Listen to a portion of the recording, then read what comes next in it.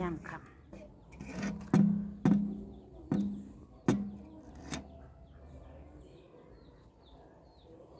ตบปลาคอ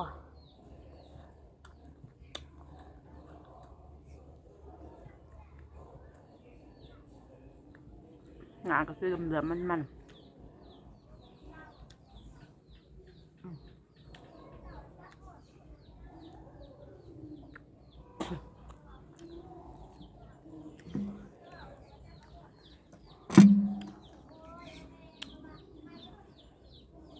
เด้อ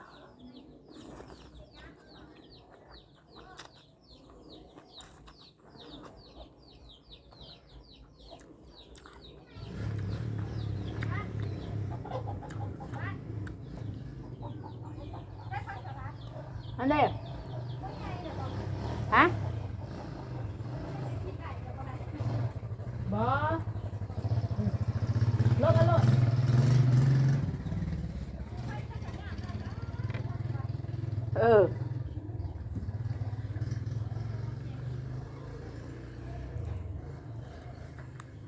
มะขอเบียร์ผักสลัดไปซอยมะขอเบียร์ผัก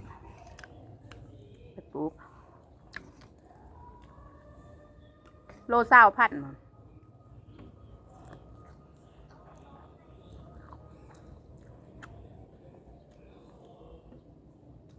แล้วก็เบิดรถค่ะแล้วไปเบิดรถเขาป่ะ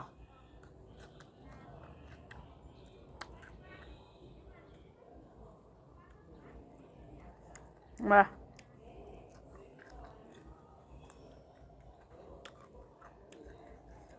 ปลาวันคอไปเห็นมาเอาปลาวัน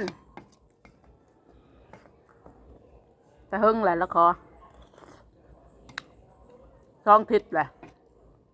ก็สิบ่เอาแหละถ้าไปแล้วเศร้าปลูกละค่าน้ำแพงร้ายแล้ววะ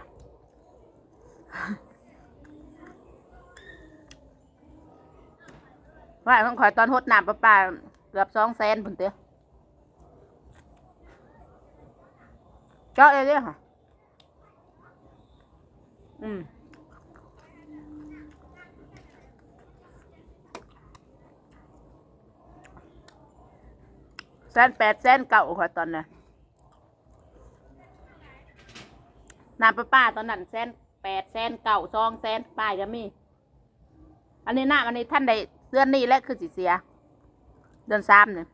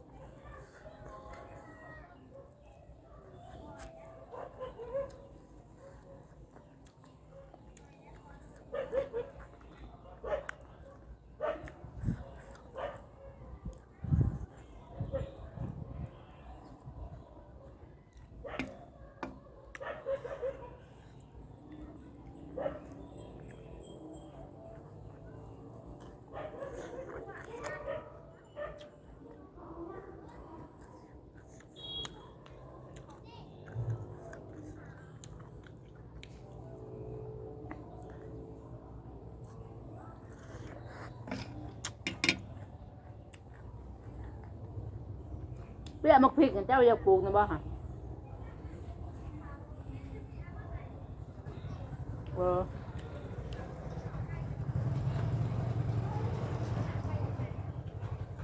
กกบัวหิมะอันเด้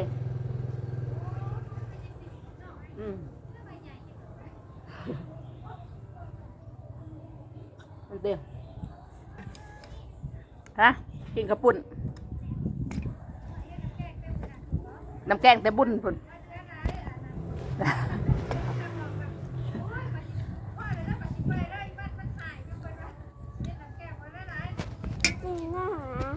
ฮะ ท้ายหั่นแหละตอนบ่บุญนั่นคือว่าเบาใส่แต่แท้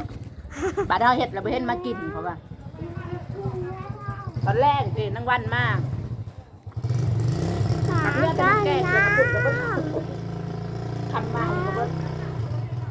กินน้ กินสิเออ ำแม่ให้จัง แต่ว่าเปียกเบิด ลูกจ้าตอนนี้จ้ายำยำเสีย ทุกอย่างให้สั่งเพชรเนี่ยไปเอาไม้ไปเดี๋ยวหมอเอาไป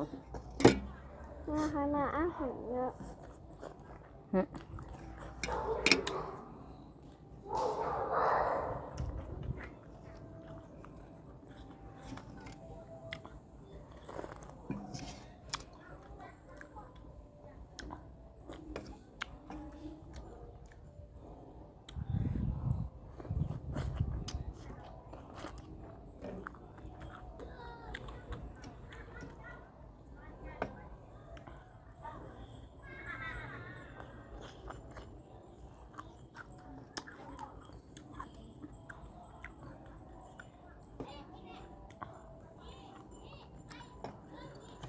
น้ำแกงข้าวปุ้นเรือแต่บุญบาน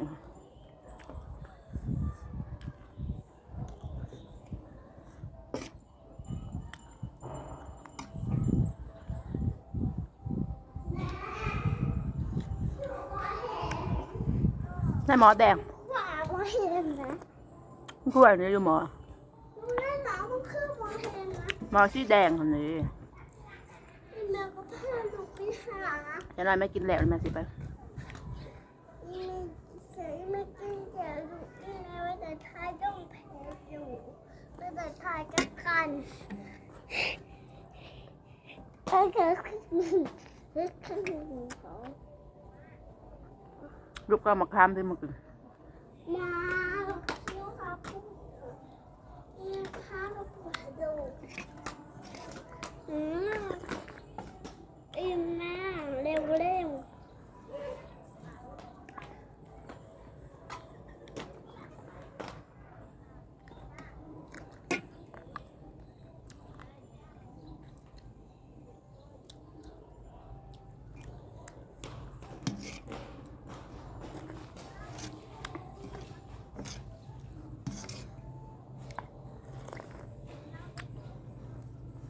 ปุกเอ้ย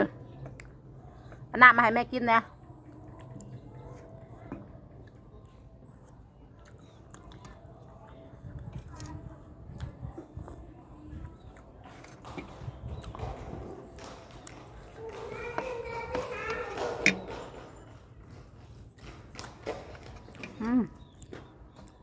ช่างมาว่า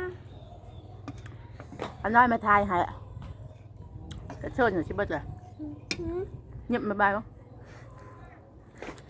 ช่างมาว่าเอาผมไปหนู ทำบ่อายครับบ่ โอ้ยว่าเอาผมเอาผมให้ลูก จนนั้นมาทายให้ทุกอย่าง อาหารเฟสค่ะ